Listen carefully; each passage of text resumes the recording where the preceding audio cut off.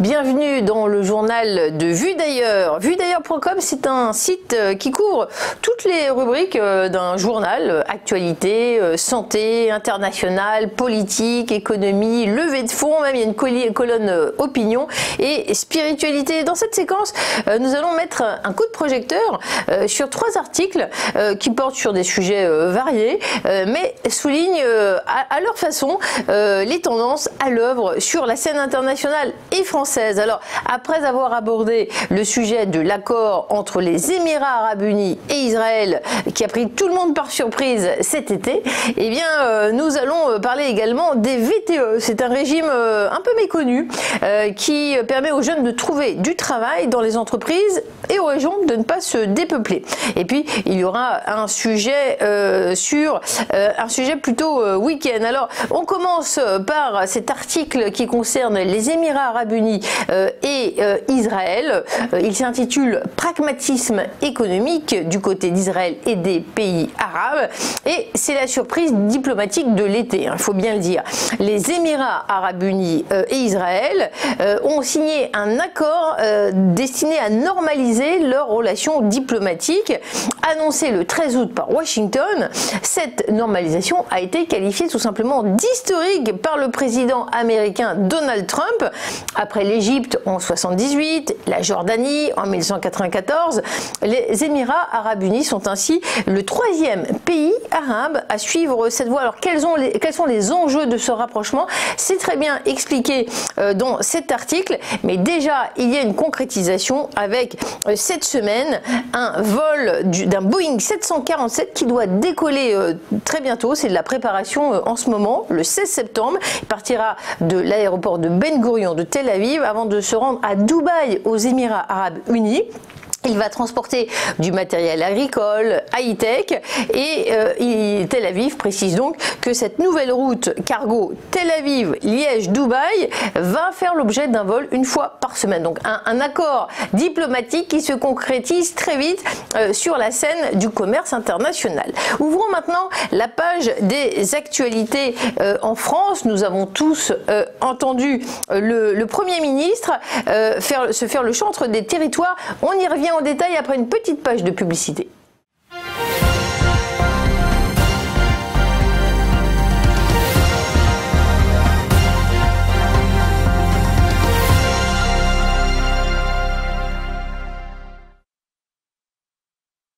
Retour dans le journal de Vue d'ailleurs.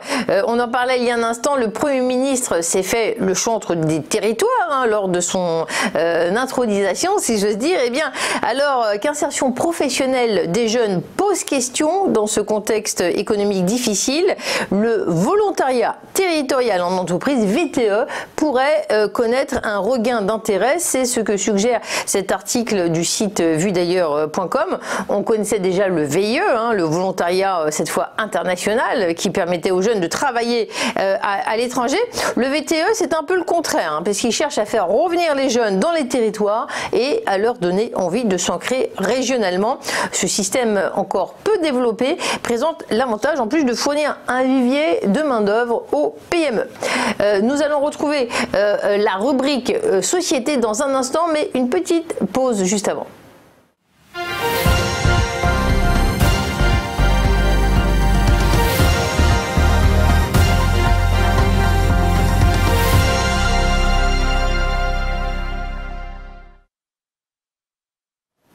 Retour sur ce journal de vuedailleurs.com avec une sélection d'articles qui nous donne envie d'en savoir un petit peu plus. Il y a par exemple cet autre article que nous déflorons avec vous, un article qui concerne la justice et la société.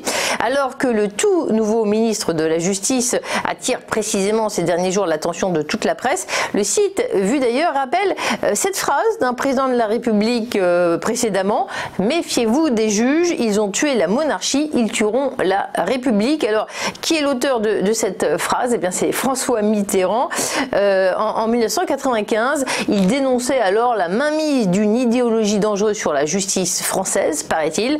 En fait, le président de la République stigmatisait alors des juges puissants qui n'hésitaient pas à utiliser le droit pour imposer à la société leur idéologie. Je vous invite à lire cet article. Merci de votre attention. Dans un instant, on retrouve Gérard Vespierre, notre invité, analyste et conférencier, pour refaire le monde, tout simplement.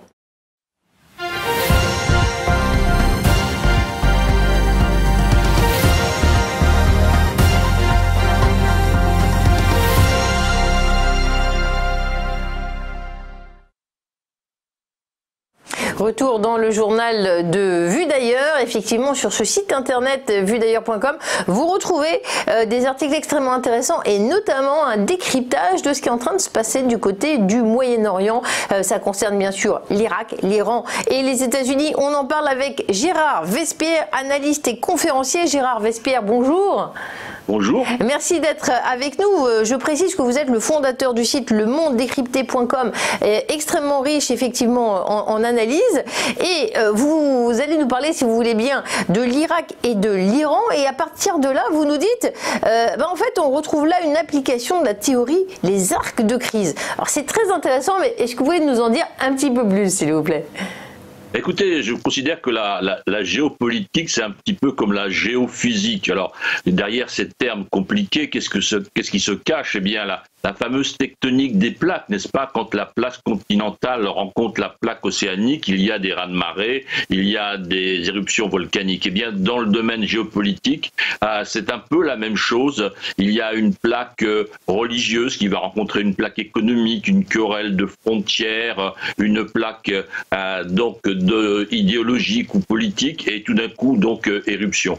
Est-ce que nous avons vécu au Moyen-Orient depuis, ou ce que nous vivons au Moyen-Orient depuis 40 ans, eh bien, c'est le choc de la plaque religieuse menée par Téhéran, qui met en avant donc la spécificité de l'islam chiite, et qui a récupéré l'influence de toutes les populations musulmanes chiites au Liban, en Syrie, en Irak, au Yémen, au profit du pouvoir politique de Téhéran. Donc voilà, il y a cette plaque religieuse islamique chiite qui est en train de être maintenant grignotée par les difficultés intérieures iraniennes et aussi par l'usure du pouvoir. La révolution iranienne a plus de 40 ans.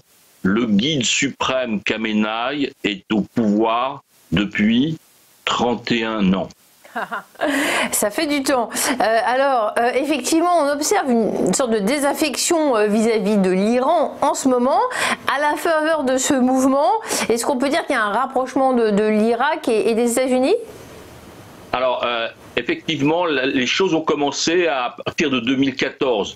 Quand Daesh a pris Mossoul et puis donc les colonnes de l'État islamique ont essayé de descendre vers Bagdad, à ce moment-là, le pouvoir irakien s'est tourné vers Washington en disant aidez-nous, notre armée ne pourra pas faire face. Les États-Unis ont dit pas de problème, nous sommes capables d'intervenir immédiatement, mais vous changez de Premier ministre. Et à ce moment-là, Maliki est parti et Abadi est arrivé et donc, au mois d'août, ce changement-là s'est fait. Les Américains ont commencé à bombarder Daesh le 1er août 2014. Le 3 août, changement de Premier ministre. Voyez-vous, donc les choses étaient déjà bien organisées. Et au mois d'octobre, Abadi était en visite auprès de son frère. Qui était son frère ? Eh bien, il voulait dire par là le roi d'Arabie Saoudite. Donc, voyez-vous, ce pays, bien sûr, à dominance islamique chiite, musulmane chiite, eh bien, allait rendre visite au prince, au roi d'Arabie, donc de la branche sunnite. Et les choses ont continué à évoluer maintenant avec le nouveau Premier ministre qui est ancien responsable des renseignements. Donc il a été amené à travailler de très près avec Téhéran et Washington. Il était dans le bureau de Donald Trump il y a quelques 15 jours. En même temps, le ministre de la Défense irakien était en visite au Pentagone. Et il y a quelques jours, 8 milliards de dollars de contrats ont été passés avec l'industrie américaine pour améliorer la production de gaz, transformer ce gaz en électricité, car l'électricité manque cruellement en Irak et actuellement elle est fournie par l'Iran. Donc, on se rend compte qu'il y a on parle des États-Unis, mais il y a tout un jeu occidental pour arrimer l'Irak au monde occidental finalement. Absolument. Et donc, c'est dans ce cadre-là, occidental, vous avez parfaitement raison, qu'il faut resituer la visite de Jean-Yves Le Drian au mois d'août à Bagdad, la visite de Florence Parly au mois d'août à Bagdad et la visite d'Emmanuel Macron au mois de septembre à Bagdad. La France a un grand rôle à jouer, les États-Unis ont la carte énergétique, nous avons la carte de l'eau. Nous avons les plus grandes entreprises dans le monde capables de gérer donc des ressources en eau, et il faut que nous puissions aider nos grandes entreprises à aider l'Irak à se défaire de cette situation très très difficile, puisque les premières émeutes au mois de juillet 2018 sont parties à Bassora sur des problèmes de ressources en eau. Merci beaucoup Gérard Vespierre, je précise que vous êtes analyste, conférencier et qu'on peut vous lire sur cet article sur le journal vudailleurs.com. Merci pour cet entretien. C'est la fin de ce journal, alors bon week-end, bonne semaine et surtout bonne lecture.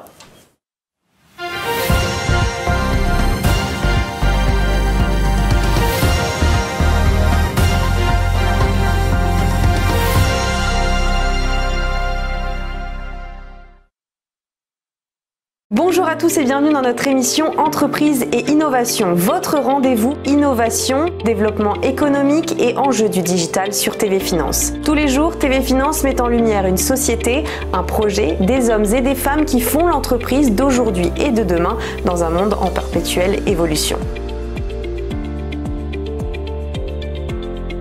Pour y participer, contactez-nous sur tvfinance.fr.